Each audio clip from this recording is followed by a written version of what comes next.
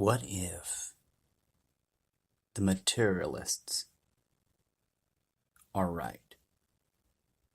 That's a question that has, during my lifetime as a spiritual seeker, plagued me with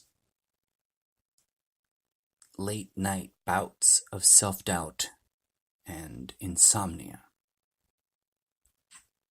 What if the materialists are correct and all things esoteric, all things spiritual are rendered impossible? There's only the material concrete world, the invisible bandwidth of energies that we are able to measure are meaningless other than whatever technical productive task they can be utilized for. And there's just subatomic particles with mysterious inner workings and molecules and fundamental chemistry and basic Newtonian physics, and there is no etheric realm. There is no Christ grid of healing energy. There is no nirvana. There is no enlightenment. There is no transmutation. There is no spiritual healing. What if they're right? What if they're right and there's nothing else but this mundane, pragmatic world we live in, and there's really nothing else to life but the pursuit of happiness, the accrual or accumulation of wealth,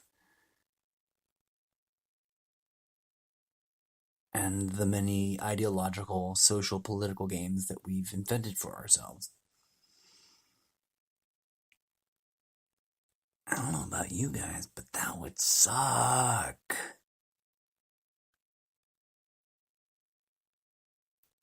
And if they were right, and I was wrong, or my inclination to be inclined to believe or to accept as true some ethereal, spiritual multidimensionality,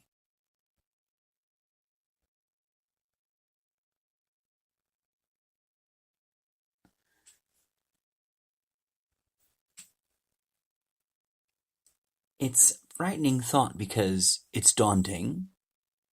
It immediately, like many other fear triggering or fear related thinking, it induces massive self-doubt, right? Critical self-doubt. And it's easy to just be like, well, I must be wrong. I must be crazy. Inside. It's really hard to say I am wrong outside. Especially about, it seems like the pettier the thing, the harder it is to admit to. Or so it would seem sometimes.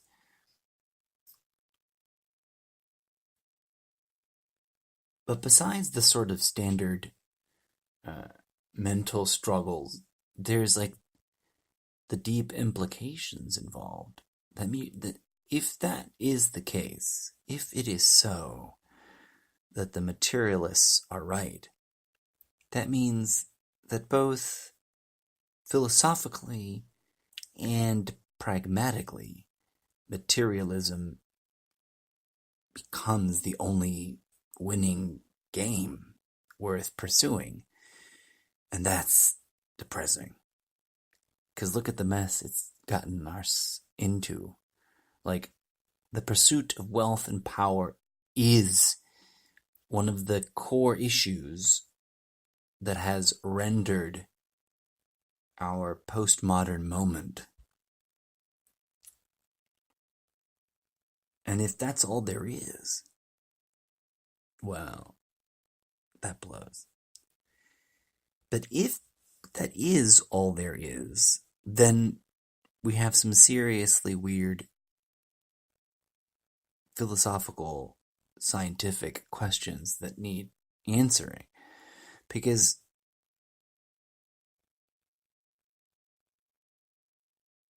well, for context, the pursuit of understanding the material world has led us to smaller and smaller scales of observation, right?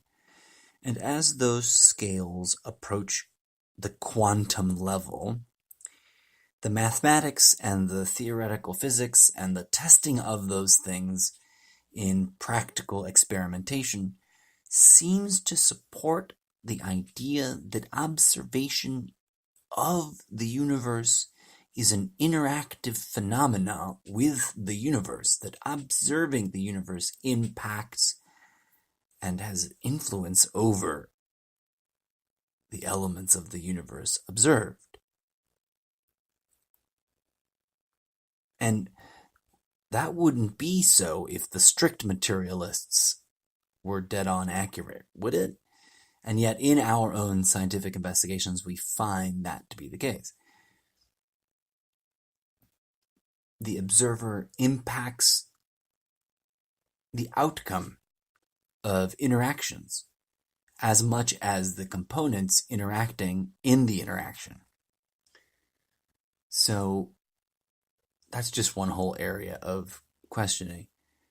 But the other one, the more personal one, the one that's more interesting to me, and I hope to others, because it can be personally investigated, and that's the mystery of the source of our consciousness. In our sciences, in the course of investigating the material realm, the cutting edge of brain science is now increasingly open to and welcoming of, in other words, we have to investigate this, like they're welcoming this notion into the scientific realm because it's worthy of investigating now, given certain evidence that they've been gathering in the most recent of advanced brain studies. And that's that perhaps consciousness does not originate in the brain. That it might be, the brain itself might be one component necessary for consciousness to emerge or to be experienced here in our locality, in our environment, or in our host body, in our talking monkey suit. Investigating this is something that any individual can do on their own. Now, guiding practices and the studies and discussion and discourse of this kind of investigation throughout the ages from different cultures, very helpful. Strongly recommend you go and check that out. But in terms of just investigating in a civilian scientist kind of way, or a citizen scientist, is that the trendy term? Trying to rigorously identify within one's self through the observation of one's self, one's mind and body, and other hitherto perhaps under-described or under-defined internal processes, to try and, through this investigation, this witnessing, this internal cataloging, this internal assessment, this internal getting to know oneself, because honestly, let's pause here and reflect. We're not encouraged to do so, are we? I mean, in pop culture, in political culture, in the world we live in today, we're generally speaking, despite the fact that meditation and yoga and all that is increasingly trending, hooray, nothing bad about that except for the over-commercialization and missing the point and the eating of the menu instead of the spiritual food, right? But that's a whole nother episode. Generally speaking, the cultural norms that we inherited from generations before us that built this culture we call Western society don't overtly and warmly and enthusiastically encourage you to do a deep spiritual dive into you and beyond your own personality mind. Does it? Do they? No, our cultural institutions are not about that. Gee, I wonder why. And the irony is, people have been bombarded by the social conditioning to sort of automatically dismiss any spiritual invitation to do inner exploration. They don't even realize that they're biased against it and willing to dismiss it as hocus pocus nonsense without ever really giving it a thorough, effective, personal investigation themselves. And the catch-22 is that kind of conditioning is very effective because no one can meditate for you, no one can make you meditate, no one can unlock the inner path that you must tread for yourself. No one can do it. It's hard enough to do it on your own, with yourself, right? But no one else can really do it. And, curiously, it's very, very hard to prove, right? As most belief or spiritually inclined things tend to be. The proof is inside the individual. So, the proof for me, I have experienced.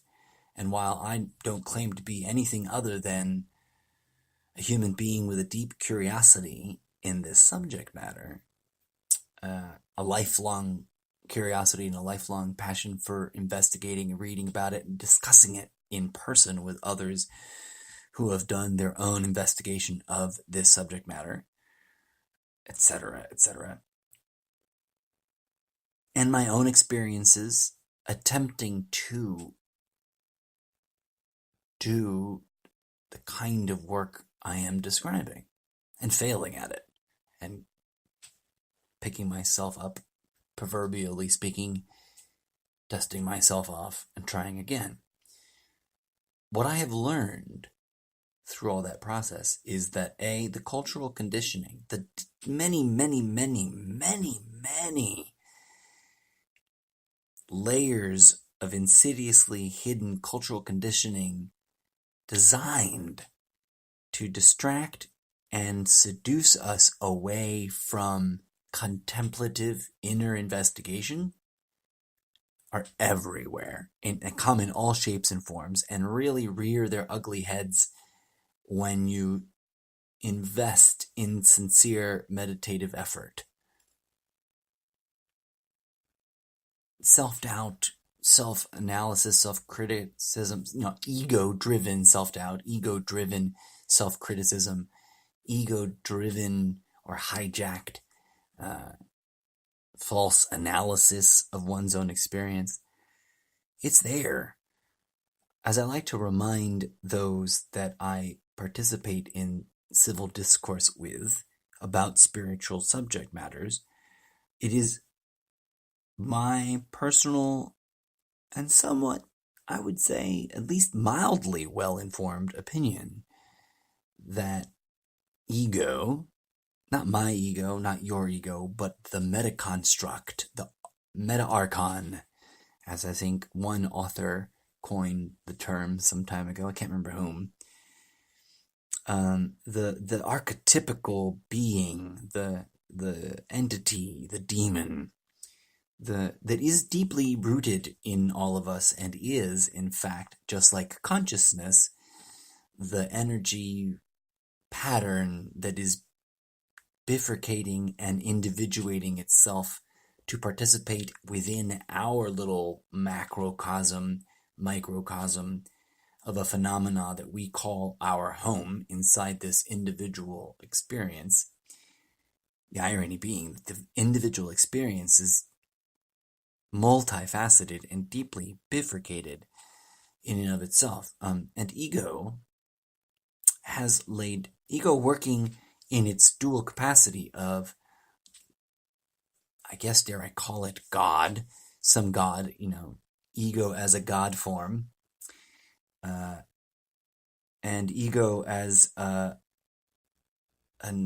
ingredient in our human experience, in our human phenomena, in the multifaceted entity that is our being. It has laid many, many, many ego traps for us all over the place, and very excruciatingly, painfully, ironically, right up in spirituality's grill, like right up in the spiritual business, like all over the path, all over the many lead paths that bring us into the doorway that opens the portal to our own personal inner path, and in all the different aspects, or let us say levels, to borrow gaming jargon, of the inner path, there's ego traps and distractions and things that will hijack us, traps that will hijack us and yank us back down into the gray zone or down in the vicious spiral of rabbit hole of ego trap. As one model describes the spiritual exercise, or the meta activity that we engage in at the otherworldly levels in which ego and higher self are engaged in being steps along the way from unity to bifurcation, individuation, and to ourselves as individuals.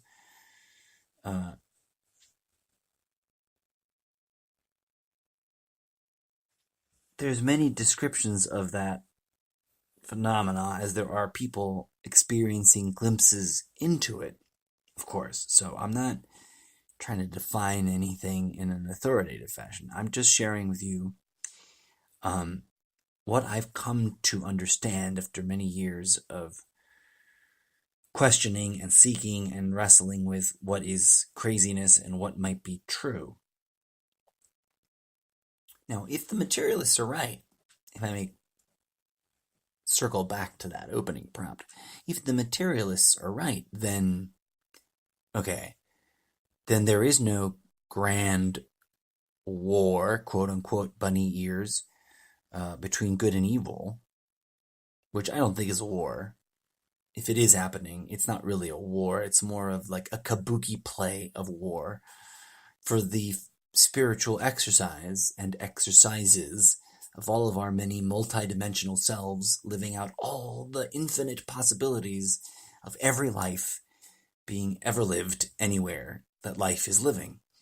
There's a purpose, ultimately, that's so mind-bogglingly big that's really hard to define.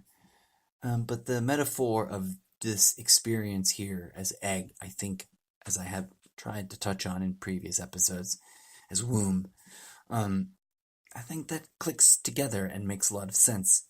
Now, if the materialists are right, then none of that is going on. Now, if the strict materialists are right, then how do we combat greed and corruption? Arguably, the law and the instruments of the law on a case-by-case individual basis. Will that ever turn the tide? Not in and of it by itself. No amount of social conditioning to submit to the law will ever perfectly adjust all human behavior, or the potentiality of human behavior, right? Now, that's the dilemma. If that's the pain in the ass, like the real, pardon to use what I realize now can be considered easily seen as a sexist remark, but that's the real bitch of the situation. I don't mean that in a sexist way. I just mean like, that's the real crux, the real crucible, the real painful part of the situation. The materialists, that's what we're normalized towards, right? We're expected to sort of be religiously tolerant, but normalized towards a sort of materialist explanation of the world. And then, yeah, go ahead and believe in whatever religion you want. That's the mainstream, like, logic that we're offered. Here's a materialist explanation of the world. Only these things we think exist. If other things exist, we'll try to discover them, but as of yet, here's what we have cataloged. Now, I accept that we have yet to catalog everything in the universe. And I think most scientists, even if they are strict materialists, also agree to that. Except that, there's plenty out there yet to be discovered.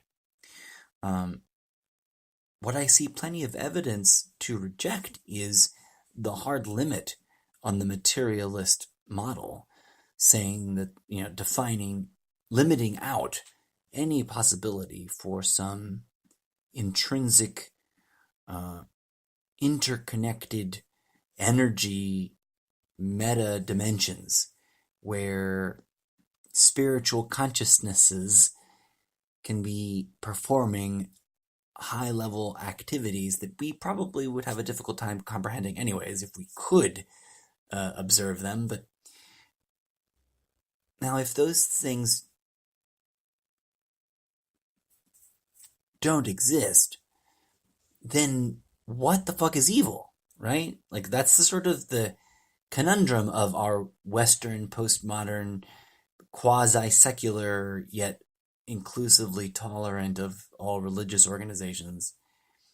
And as a baseline assessment, if you go, okay, that's the world we live in, it's easy to get dystopian-minded about it, right? Because then there's really zero hope, because there's no evidence for evil as a supernatural power if there's just a materialist world, and yet there's plenty of evil in the world, so it's a one person at a time, case by case, pain in the ass problem that seems impossible to solve. Now, are we conditioned to think this way because conditioning is about helping us wrap our brains around that which actually is? That would be a pretty innocent interpretation of what conditioning is about. Now, let's not debate whether or not conditioning happens. Like I've said in other episodes, conditioning not only happens, it's necessary. The human machine requires programming. The question is, where does the programming come from? How does the programming work? And what are its actual goals or agendas, etc., etc. Now, what I find interesting is that if we try to presume that materialism is correct, we get into these weird problems of like, well, then why are there morality problems? Is it just because we can, within the confines of a very strictly materialist world, have all these case-by-case individual instances of warped minds and of greed and of dehumanization of others? And then, trying to figure out how to solve that, like, it's like,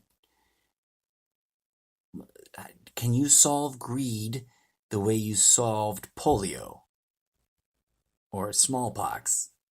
I mean, can you? It becomes difficult.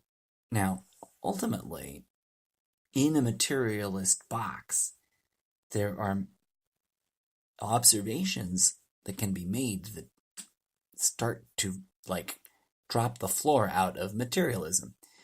Which is why, whenever I do have this frightening, startle me awake in the middle of the night what if moment, I have a very sound, and I hope not self-deceptive path back to my general position of that there must be, and that it is worthy of investigation to confirm or exclude, honestly, because I don't come from a place of absolute knowledge. I don't claim absolute knowledge. I claim a deep sense of some intuitive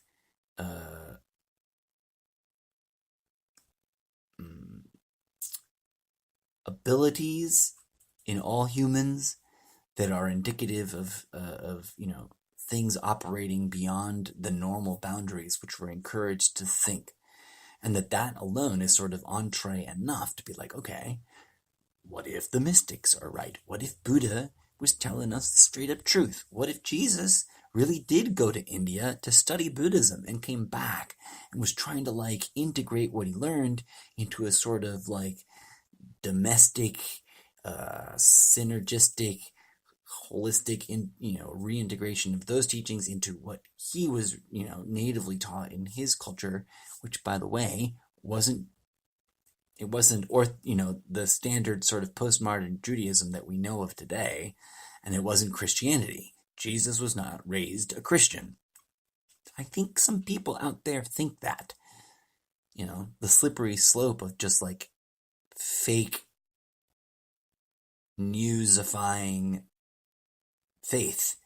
That's where they started the fake news agenda. They started that centuries ago within the boundaries of religious doctrine. But I digress. That's a whole nother episode. Also.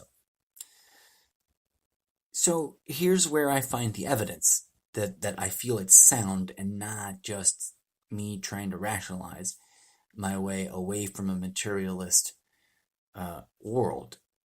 And I've already hinted at one, or a few of them, or a couple of them, right? Not a few of them. One is this neural plasticity of the mind, and also the sort of the holographic function of the brain as described by neurobiologists. The fact that it is modeling reality in a holographic format. That's what we actually phenomenologically directly experience. All your memories, all your thoughts, all your sensory input, all your sensations, all your beautiful vistas, you're not experiencing that object or those people or those events directly. You're actually watching the holographic reconstructed movie of those things happening inside this extra-dimensional space we call the theater of the mind. I've always called it the theater of the mind. Like the 3D holographic immersive theater stage of the mind. It's neither film nor a play. It's this other inner dimension where both fiction and truth can emerge simultaneously and be perceived simultaneously.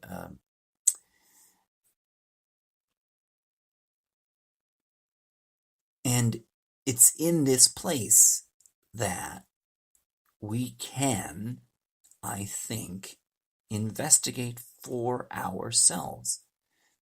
Strictly speaking, if this were just a materialist universe and we looked within, we would encounter some solid, constructionist, formal, materialist sort of limit to our apparatus within, right?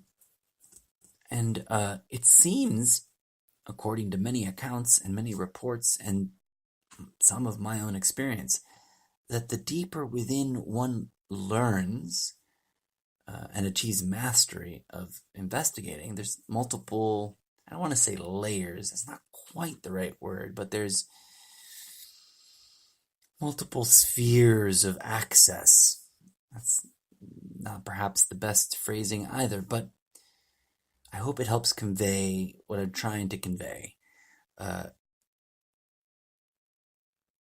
that's that there seems to be evidence for this realm that exists within or behind the mind So there's that, right? Like, if that's not evidence that extends beyond, as like, oh, hey, there are things that extend beyond the strict materialist construction of the universe.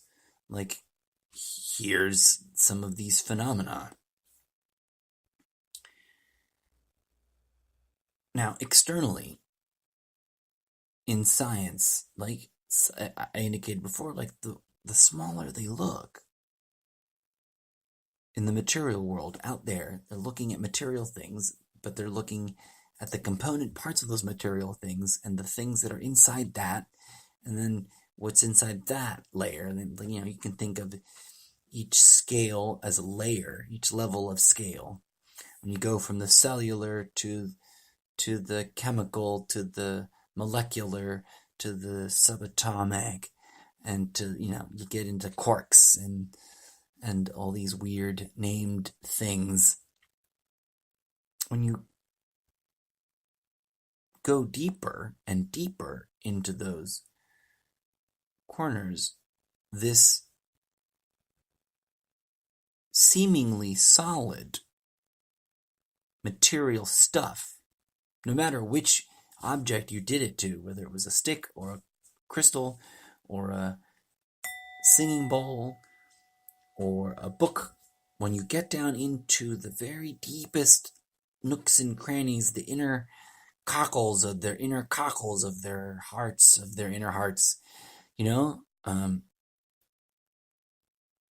it becomes very not solid and very ephemeral and very not material stuff.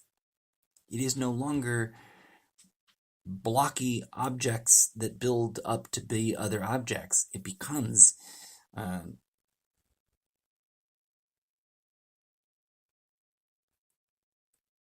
difficult to describe in layman's terms, obviously, especially late at night during a bout of insomnia when I don't have any reference materials in front of me.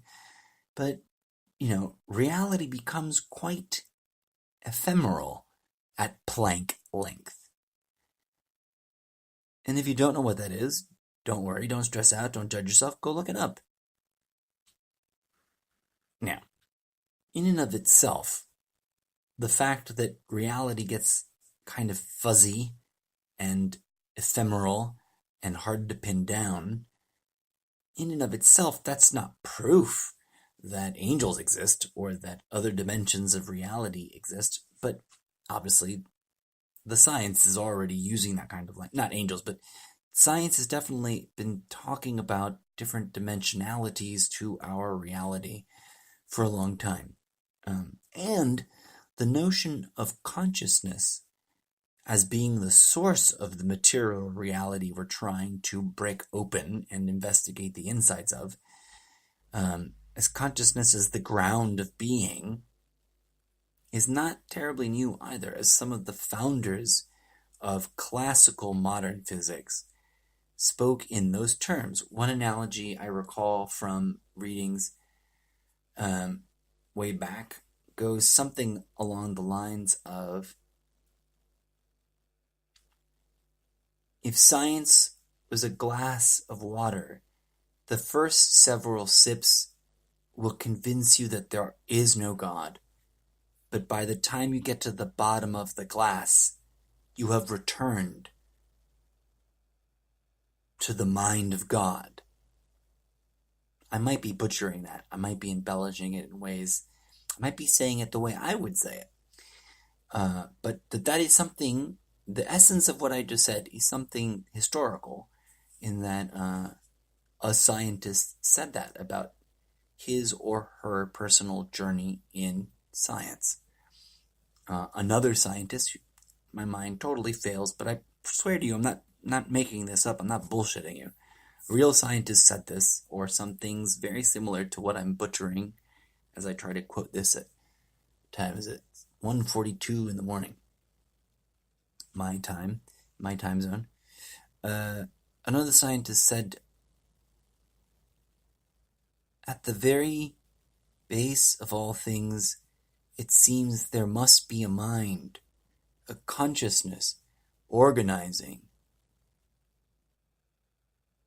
and observing the building blocks of everything, or something like that. Forgive me, I'm terrible at that, and it is an impromptu. Late Night Thoughts is my most impromptu of segments, because it really is sort of like, I can't sleep. Why can't I sleep? Oh, because somewhere in the back of my mind, I'm running like a loop of a treadmill of thinking about this subject. As always, friends, I hope you found that somewhat interesting, as I'm not sure what to say next. I think I might sign off. Oh, wait, no. I was trying to get through my steps of like why I feel come back from the shocking question. I shan't just sign off without rounding that out. So, the universe itself is fuzzy. The universe itself is fractal in nature. That's another thing that scientists, a little bit more recently, not quite from the founding fathers of modern physics, but let's say the founding fathers of computational mathematics, because that's his, kind of a special class. Once you got computers, wow, mathematics went through the roof. We really started studying mathematics and the way we can describe the universe using mathematics in radically, intensely new ways because of the speed at which math can be, calculated. If the universe is a fractal, and the totality of it is conforming to all the really fascinating and quirky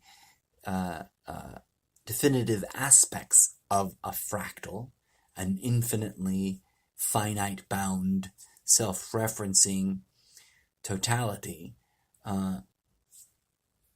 then it becomes harder and harder.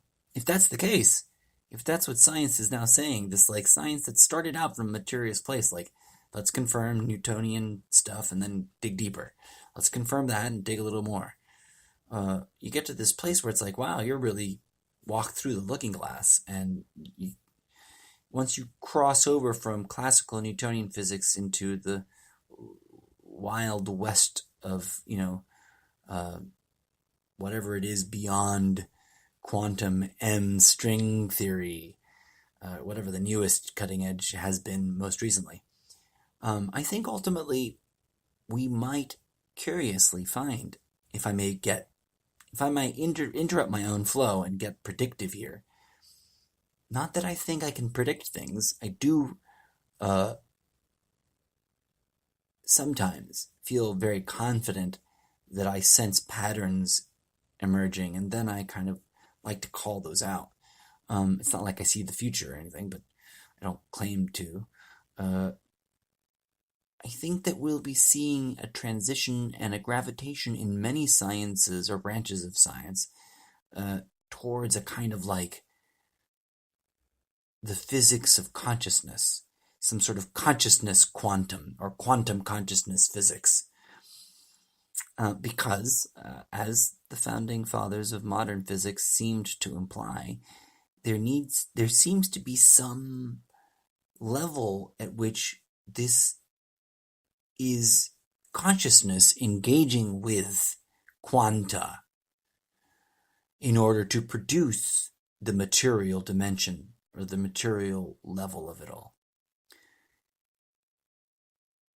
And what's reassuring about that, like, that progression to me, is that you can firmly start out by saying we're going to confirm materialism, and then run into things that are part of materialism that lead you right into a, whoa, okay, materialism clearly cannot cover all of it. It's the classic problem of, Newtonian physics and Einsteinian physics and beyond. It's like Einstein struggled to rectify the classical Newtonian physics that does accurately describe the motion of the objects in our material world as we see it at the scale we're used to looking at it with our eyeballs, but radically fails to accurately describe and predict and help give us clarity of understanding about the things. The smaller they get, and the more inside they become. So, because there's also a whole in terms of things that help me reassure myself that worrying about the question, what if the materialists are right, is the slew of experiences that I've either encountered in my reading, that have come across to me as honest and sincere expressions of experience, as recalled and affirmed by people telling and sharing their stories and whatever literary materials I was encountering them in, and also that of personal experiences shared to me by others, and the much more interesting realm of personal experiences I've shared with others directly that confirm that there is some level of experiential phenomena that clearly feels as though it is beyond the boundary of ordinary, boring, not to be pejorative about it, but kind of mundane classical physics, materialism. If materialism were absolutely true, and there was an absolutism about its truth, then those kinds of phenomena should not be possible.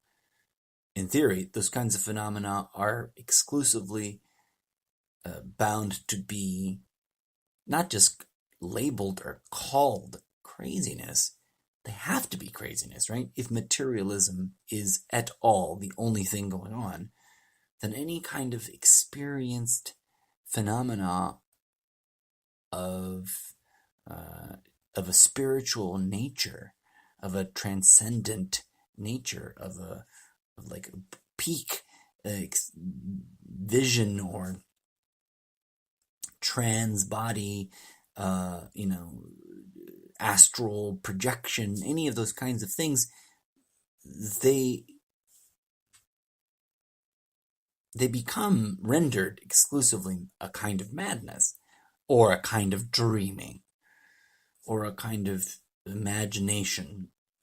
But then here's the thing, in a strictly materialist universe, why do we have such vivid imaginations? Why do we have such phenomena as lucid dreaming and the things called astral projections, the phenomena, the experiences called astral projections, or out-of-body experiences? Why do we have them? Is everyone nuts? I don't know. Although, in a much more naive period of my youth, when I was way too cynical for such a young lad, I presumed that must be the case, and went about thinking that it had to be, and must be wary of all of those crazies. Of course, at that age, I had just lived long enough to be able to forget the blissful and intense and beautiful and mind-blowing spiritual, existential, or esoteric, or trans personal experiences. And I don't mean transgendered, although there's a whole nother episode about that probably down the road, in terms of my relationship to that word. Don't want to go down that rabbit hole just a second. Nor do I want to, imply any judgment in either direction about that issue. Sorry for stumbling into that distraction there. But by transpersonal, if I may get back on track here, transpersonal, I mean beyond personhood, beyond the personal boundaries of I am in my body now. And I don't like the term out of body, because by the accounts I've heard directly from people who have had more intense and even more vivid experiences than they did not feel like they were out of their body either. They just felt they were capable of observing beyond the usual limitations of their body. Their body was still their body and was still capable of doing all the normal things that it was capable of doing. They were able to perceive.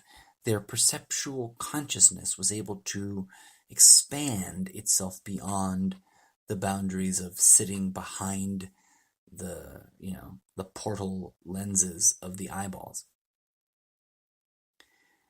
And that's how it has felt to me when I have personally had experiences that fall into that bucket, or can be labeled as, out of body, or strange, supernatural, out of this world type experiences. So the existence of such phenomena, the convergence of people meeting and relating to each other, and it not, when I hear people share together, when it's multiple people, especially, this is really true, share their different, unique, and very personal yet convergent experiences of similar type or similar description,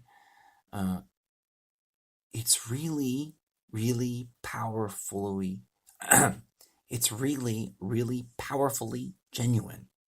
It feels lucidly genuine. There's no sense of, oh, this is a setup, or these people are improvising a falsehood towards some sort of common improvisation ground in order to be on the same page about something that they've got over me. None of that. None of the cynical rationalizations click, and only like a genuine sense of camaraderie, understanding, mutual connection, and a sort of, when two people that don't know each other but both know you, and you bring them together and they meet and they both know the same person in a foreign country or something weird like that. They both have this common sphere of experience that you don't have access to. You've never been there. You never met those people or went to that school or whatever it is. And these two people that you didn't think would have any common ground have this really vivid place of commonality. Yeah, it's like that. Or it can be like that. But I digress.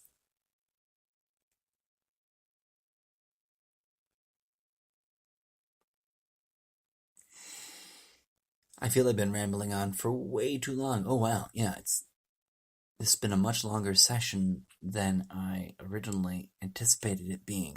Hopefully I'll be able to trim it down some, because I did kind of go off track on a few spots. But ultimately, it's all of those things taken in together, and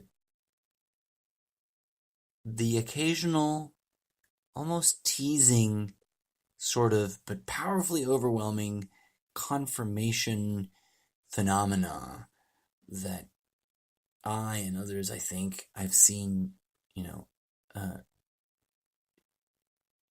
people share very similar experiences. The universe sort of reassures you and reveals beautiful aspects of itself that are part of you, that are within you, that are part of how you and the external world are intra-related and interpolated or interpolating each other. As I was having a discussion recently on social media, someone was trying to tear apart the question of, was having a good whack at the piñata, if I may use that as an analogy, of if a tree falls in the jungle and there's no people there to hear it, does it make a sound? That's a lovely kind of koan, as the Japanese would call it, a puzzle, a poetry puzzle that in solving it leads you towards some sort of insight. And in the discussion, I sort of posited that it's easy to call out the hubris of humanity because of falling for an hubris ego trap yourself and missing the nuanced distinction that's being made. To think that, oh, the universe can't possibly have been designed exclusively for humanity, for people to perceive it. That's not what the statement that, perception is part of creation or central to creation, or that the universe was created to be perceived. It's not exclusively by you or by us people, no, but by consciousness, by all that which might be alive. In other words, the universe sprung forth to be perceived and produces life forms through which to perceive it out of itself, right? No matter what you think about how people got to planet Earth, ultimately, if you zoom out large enough and you account for the clear and very vivid evidence that the reality is fractal at its core and in its nature and in the way it's structured, then you realize that there's an infinity of fruitfulness here that brings forth life from within itself. It is a bound infinity. It is this roiling, ever stewing, ever churning womb that's constantly creating new infinity of space and place and locality to nurture new life bodies. And we are lucky and blessed to be one of what is probably countless little rocks with life forms on them.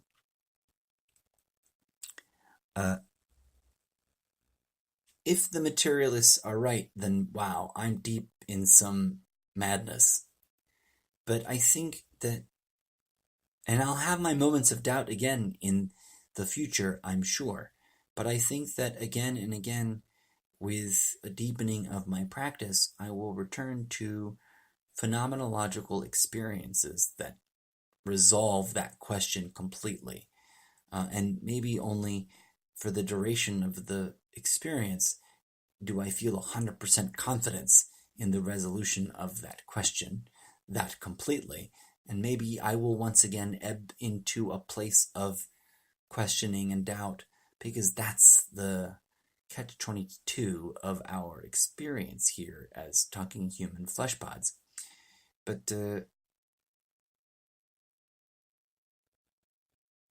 I think that ultimately, if the materialists are right, I wouldn't be sitting here making this recording, talking about this stuff with you. If the materialists were right, I'd be a rich materialist who had grown up really savvy about materialism and really good at making money, because that's what would be the ultimate goal. And that there would be no room and series of events. There would be no occasion for me to have had the thoughts I've had. There'd be no room in my life experience phenomena, the phenomena of my life experience. There would be no room for the seeking that I pursued, that I engaged in, seeking spiritual insight and spiritual experiences. The prompting and the soul searching and the questioning and the hints coming from within and from without, the synergies and the synchronicities, the messages and they wouldn't have happened at all. Or I'm batshit crazy. And I guess that's that, right? And that's sort of the wink wink nudge nudge catch-22 of life. That is the age-old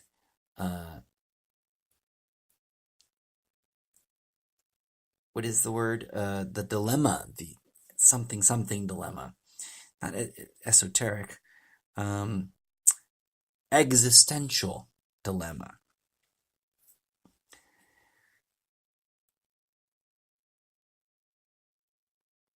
So, given that dilemma, why not invest deeply? Like, why don't we invest as much as we've invested in all that awesome technology for blowing each other up and killing each other and stuff into technology that would deepen our understanding of body, brain, mind, and consciousness? Where is the soul? Where is the root source of our taking in of all our senses? Where is that? Why does it feel, when I'm most connected to it, like a white black hole, or like a yin-yang black hole? A black hole comprised of a yin-yang. That's what it feels like. That's the experience I've had. And that's what brings me back to a sense of a reassurance that, if nothing else, I must keep seeking. I must keep investigating. I must keep abdicating the conditioning that lures me away from this phenomena so that I can experience the phenomena more clearly. If I'm insane, nothing will come of it. Or I'll create such a vivid delusion that I'll happily slip away into my own coma and die an ineffectual and unoffensive zombie in my own Mad Hatter universe that I built inside my madness. But I don't think that's what's going on. I mean, it could be, and some days I wake up with that. But that's a whole nother episode. I'll stop rambling at you. As always, dear friends, thank you for tuning in. I hope it was interesting, engaging, thought-provoking, a little bit mindfucky, and entertaining enough that you want to go listen to other episodes. Until next time, I have been your humble, if somewhat eccentric host, the incorrigible Mr. Zeppo.